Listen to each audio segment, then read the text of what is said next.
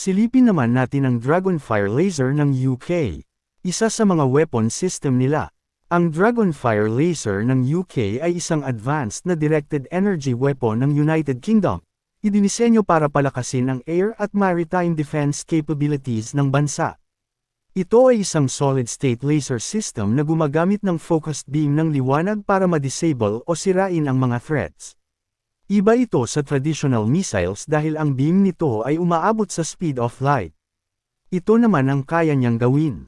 Power at precision, may 50 kilowatts na lakas at maaaring tumama sa isang barya mula sa layong 1 kilometer. Maaari rin itong jam o disable ang electronic systems ng mga target. Burn ang ibabaw ng drones o missiles hanggang sa masira. Respond sa mga threats sa loob ng ilang seconds. Halos 500 piso lang kada paggamit, kumpara sa millions na halaga ng isang missile. Sustainable, maaaring gamitin ulit-ulit hanggang may available na power supply.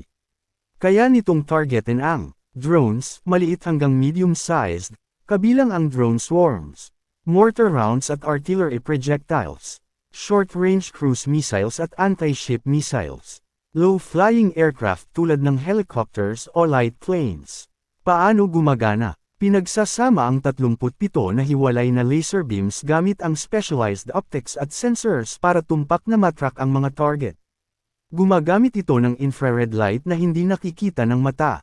Development at deployment. Binuo ng Dragonfire Consortium kasama ang MBDA UK, Leonardo, Kinetic, at UK's Defence Science and Technology Laboratory, na may 6.5 na bilyong piso pondo, mga 100 million pounds.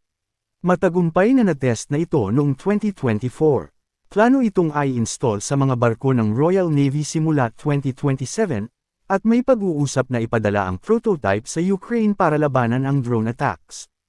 Halaga nito. Ito ay isang advanced na sistema na nagbabago ng paraan ng pagtatrabaho ng depensa mabilis, abot kaya, at epektibo laban sa modernong threats na kinakaharap ngayon.